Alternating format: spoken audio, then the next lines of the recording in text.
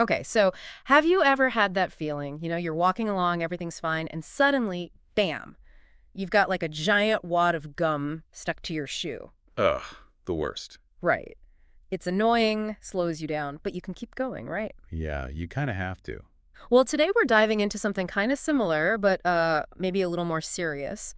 The way the weight of the past can stick with us, even when we think we've moved on. Oh, I like that analogy. Right. So we're looking at this podcast episode. It's called Are You Stuck in the Weight of the Past? How to Overcome Past Pain and Embrace God's Healing Plan. Okay, so getting into some spiritual territory We are. And they actually use that chewing gum analogy, which I thought was really clever. to talk about how we heal and move forward. Exactly. And one thing that really struck me was the focus on healing, not forgetting. Huh. So it's not about wiping the slate clean. Not exactly. It's more about understanding and processing those past experiences, like really digging into that gum, figuring out what it's made of, why it's stuck there. Okay, so we can't just pretend it's not there. Nope. The episode is pretty clear on that. Trying to just forget, well, it doesn't really work. Right, because that pain, it's still there, isn't it? Influencing how we react to things. Totally. The episode even gives some examples like, maybe you keep putting off this project that reminds you of some past failure. Oh, yeah, I can see that. Or, you keep having the same argument with someone, rehashing old hurts. Like that gum, it just keeps popping up. Like it's got this weird magnetic pull bringing you back to the same spot. Exactly. And that's why the episode really stresses that the first step is acknowledging the pain, not trying to bury it deeper. Makes sense. You got to deal with that gum, not just try to walk around it. Exactly. But, this episode is talking about a God's healing plan. And I'm wondering, what does that mean for someone who maybe isn't, super religious? Yeah, that's a good point. Not everyone's coming at this from a faith-based perspective. Right. But even if you're not religious, I think the ideas can still resonate. It's about finding that strength to keep going when things are tough. Whatever gives you that strength, it could be faith in yourself and humanity and love. So it's like everyone needs that anchor, something to hold on to. Exactly. And the episode does lean on some biblical verses to make these points. Like, for example. Well, it quotes Matthew 11:28-30, where Jesus talks about offering rest to those who are heavy laden. Kind of ties back to that feeling of being weighed down. Yeah, that imagery is powerful, whether you're religious or not. Right. That sense of carrying those burdens around, like that chewing gum. It might not stop you completely, but it sure makes things harder. Totally. And then the episode goes on to talk about these three, I guess you could call them powers of God that can help in the healing process. Powers of God. Yeah, they are strength to overcome, restoration, and order from chaos. Okay, those sound pretty intense. What do those actually mean? Well, let's break them down. Strength to overcome. I mean, Sure. that seems pretty self-explanatory, but how does the episode define it? It's all about that inner strength, that resilience we have as humans. It's about being able to push through those challenges and coming out the other side even stronger. It's like that saying, what doesn't kill you makes you stronger. Right. Although some things you definitely don't want to experience. For sure. But, we've all seen those stories, right? People who have faced incredible hardship and still managed to not only survive, but thrive. It's amazing. Totally. Okay, so strength to overcome. It's about that inner resilience. What about restoration? What's that all about? Restoration is more about rebuilding ourselves after we've been through something difficult. It could be therapy, it could be leaning on friends and family, practicing self-care. It's about finding ways to mend those wounds and come back to a place of wholeness. So it's not just about getting by, it's about really healing. Exactly. And a big part of that, the episode says, is self-compassion. Oh, I love that. Being kind to ourselves. Right. It's so easy to be our own worst critics. But imagine talking to a friend the way we sometimes talk to ourselves. Oof, not very nice. No, not at all. Hmm. So treating ourselves with that same kindness and understanding, that's a big part of restoration. Okay, so we've got resilience, rebuilding ourselves. What about that last one? Order from chaos. That one sounds a little more abstract. Yeah, that one's a bit more heady. But essentially, it's about finding meaning in our experiences, even the painful ones. So finding the lesson in the struggle. Exactly. It might sound strange, but sometimes those difficult times, they can lead us to greater clarity and purpose. So instead of just seeing it as something bad that happened, we can look for those insights. Exactly, reframing those experiences. And I'm starting to see how these powers, they can apply outside of, a religious context, it's really about those inner resources we all have. I agree. And the episode actually goes into some practical ways to tap into those resources, which we'll get to in a bit. But first, I do want to circle back to those biblical references for a minute. I'm curious how the episode connects them to this whole healing process. Oh, well, there's 2 Corinthians 5.7 for example. It talks about becoming a new creation, Yeah. leaving the old behind and embracing a fresh start. It's like once we've dealt with that chewing gum, we can finally walk with a lighter step. Exactly.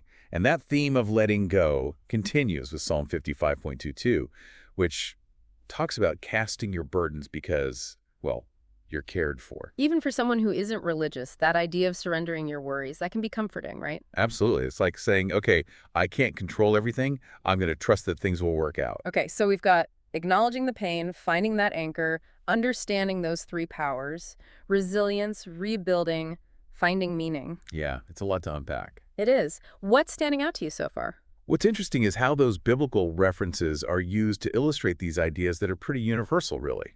Strength, renewal, finding meaning in tough times. Those are things that everyone can relate to. That's what I love about these deep dives. Taking something with a specific lens and seeing how it can apply to everyone. Exactly. Now that we've got that groundwork laid, I'm excited to get into the practical side of things. How do we actually put these ideas into action and start healing? Me too. Let's get practical. But first, gotta hydrate. Back in a flash. Mm-hmm. All right, so we're back, and I am ready to dive into those practical steps. Because it's one thing to talk about these big concepts, letting go, finding meaning, all that. But how do we actually make it happen in our everyday lives? Yeah, I mean, it's got to be more than just like a nice idea, right? Right. So what's the first step? Like, where do we even begin to tackle those past hurts? Well, the episode really emphasizes that healing, it's not this passive thing. It actually takes work. Yeah. You got to put in the effort. So it's not like, wishing that gum off your shoe. Nope, you got to actually stop and peel it off. Yeah. And the episode suggests starting with some reflection, really taking stock of what's there. Okay, so how do we do that? Like, what does that look like? Well, it could be journaling or talking to a therapist. Therapy. Yeah. Or even, a heart-to-heart with a good friend, someone you trust. It's about finding that safe space to process those emotions. So finding a healthy outlet for those feelings. Exactly. Yeah. Because bottling things up, it doesn't really help, does it? No, it usually just makes things worse. Right. And beyond just talking it out, the episode also talks about changing our self-talk. Oh, self-talk. That's a big one. It is. Instead of beating ourselves up over past mistakes, we need to practice self-compassion. Yeah, that's something I'm working on myself, being kinder to myself. It's so easy to just, I don't know, be your own worst critic. Oh, totally. It's like we have this inner bully sometimes. Yeah. But imagine if we talk to our friends the way we sometimes talk to ourselves. Ouch. Right. So the episode is encouraging us to be as kind and understanding with ourselves as we would be with a loved one. Okay, so we're acknowledging the pain, we're finding healthy ways to express it, and we're being kind to ourselves in the process. What's next? What's the next step in this healing journey? Well, this is where things can get a little challenging, but also really empowering. The episode talks about setting boundaries. Oh, boundaries. That's a buzzword I've been hearing a lot lately. But what does that actually look like? In real life, I mean. Yeah, it can be tough. Think of boundaries as like your emotional safeguards. It's about knowing what you're willing to tolerate and what you're not. And being able to communicate that to others. Exactly. And it might mean, saying no more often or limiting contact with certain people, maybe even stepping away from relationships that aren't serving you. Yeah, that can be so hard, especially with people you care about. It is. It's not easy.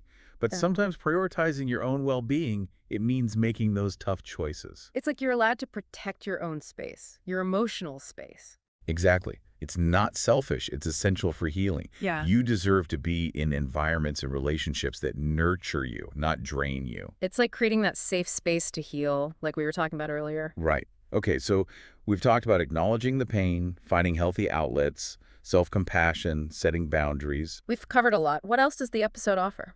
Well, there's this idea of letting go and letting God. And I know that sounds a bit, A little religious, yeah. yeah. So how does that translate for someone who's not necessarily coming from a place of faith? Right. Because not everyone believes in, a higher power in that way. Exactly. But even outside of a religious context, I think the core concept still holds up.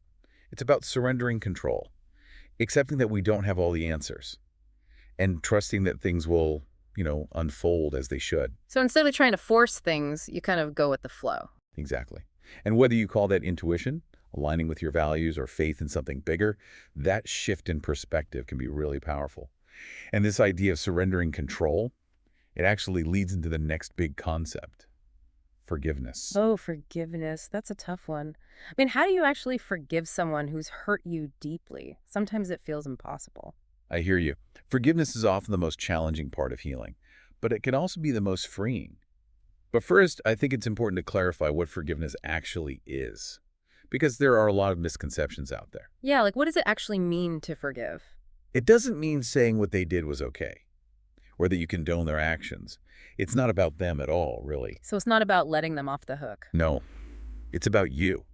It's about releasing that bitterness and resentment that's holding you captive. So forgiveness is more for yourself than for the other person. Exactly. Holding on to anger and resentment, it only hurts you in the end. It keeps you stuck in the past. Forgiveness is about breaking free from that. Okay, that makes sense. But actually doing it, that's a whole other story. How do Hmm. you actually let go of those feelings, especially when they're so intense? It's definitely a process. It takes time. It takes effort. The episode suggests a couple of interesting techniques. One is writing a letter to the person who hurt you. A letter. Yeah, you don't have to send it. It's more about getting all those feelings out of your head and onto paper. So it's like a way to release them without, actually confronting the person. Exactly. And another technique the episode mentions is cultivating empathy. Empathy. For the person who hurt you, that sounds hard. I know it sounds counterintuitive, but it can be really powerful. A lot of times people who hurt others are hurting themselves. So it's about trying to understand where they're coming from. Exactly. It doesn't excuse their behavior, but it helps you see them as a human being, not just a villain in your story. It shifts the focus from blame to understanding, and that can open the door to compassion. Wow, that's a big shift in perspective. It is. And compassion, it can make forgiveness feel a little less impossible. Okay, so we've got all these tools. Confronting the pain, expressing it, self-compassion, boundaries, surrendering control, forgiveness. That's a lot. It's a journey for sure. Is there anything else that stood out to you from this episode? There's one last piece I think is really important, and that's taking action.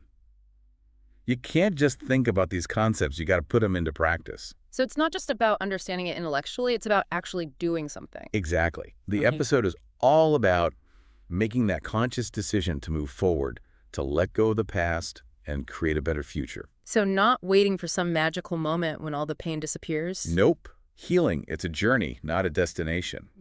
And it's not always a straight line. There will be bumps along the way, but the important thing is to keep moving forward. So it's about progress, not perfection. I like that.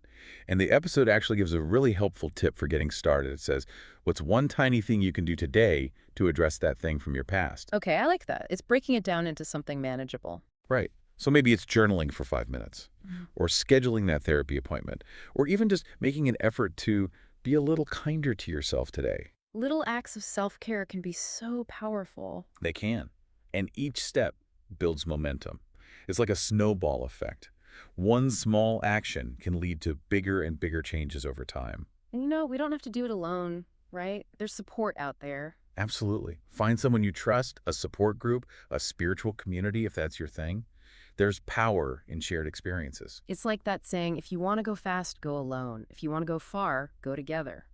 Love that. And remember, healing isn't linear. There will be good days and bad days.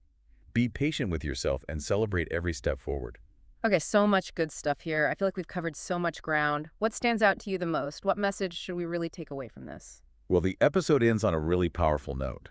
It reminds us that we're not defined by our pain or our past mistakes.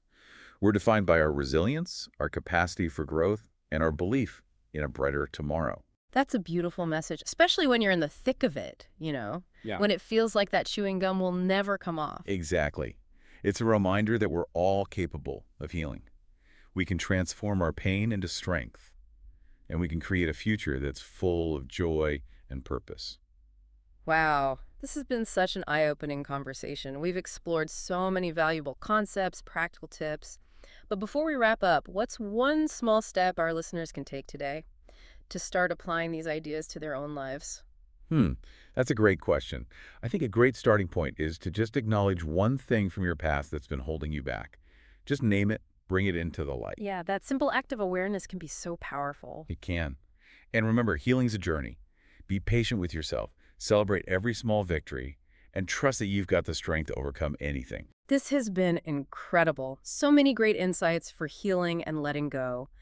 But before we say goodbye, there's one more thing we need to address from this episode. Okay, so we've covered a lot of ground here, talking about facing our pain, being kind to ourselves, even forgiving those who've hurt us. But, this episode we're looking at, it comes from a pretty specific perspective, right? It does, a Christian perspective. And I think it's important to be upfront about that because some of the language might not resonate with everyone. Right, like it talks about embracing God's healing plan. And I'm thinking, what does that even mean if you're not, you know, religious? It's a good question. And I think this is where we need to be sensitive and open-minded. For someone who's deeply religious, surrendering to God's plan might bring a lot of comfort, a sense of peace. It's like trusting that there's a bigger picture even if you don't understand it. Exactly. But even if you don't share that belief, I think there's still wisdom to be found in this concept. It's about recognizing that we don't control everything that happens in life. There's that surrender piece we were talking about before. Right. Instead of resisting what is, we can try to accept it and find a way to move forward. And that can be powerful regardless of your beliefs. The episode also talks about prayer and reading scripture as part of the healing process. Yeah, and those are pretty specifically Christian practices. They are. But I wonder if there's a way to translate those ideas for a broader audience. How do you mean? Well, prayer, at its heart, is about connecting with something bigger than yourself. It could be a higher power, or nature, or even your own inner wisdom. It's about stillness and reflection. And reading scripture, while it's specific to Christianity, it's ultimately about finding inspiration and guidance. Right. And there are so many books and poems and philosophies out there that offer similar wisdom. So it's about finding what speaks to you, what helps you connect to something meaningful. Exactly. And in the end, I think that's the message this episode is trying to get across. Healing is possible, even when it feels impossible. It might not be easy or quick, but there's a way forward, a way to reclaim your life and find joy again. That's a beautiful message of hope, and I think it's a reminder that healing doesn't look the same for everyone. What works for one person might not work for another. Absolutely. Yeah. The important thing is to find what resonates with you, what helps you move through the pain and come out stronger. I love that. Well, this has been an incredible conversation. We've explored so much, and I feel like I have a whole new perspective on healing. As we wrap up, is there anything else you want to share with our listeners? Just this. Healing is a journey, not a destination. Be kind to yourself along the way. Celebrate those small wins, learn from the setbacks, and never give up on the possibility of a brighter future. You're stronger than you think, and you have everything you need to create a life full of meaning and joy. That's such a beautiful message. And on that note, I want to thank you for joining us on this deep dive. We hope you found it insightful, inspiring, and maybe even a little life-changing. Until next time, keep exploring, keep learning, and keep taking those steps toward becoming the best version of yourself.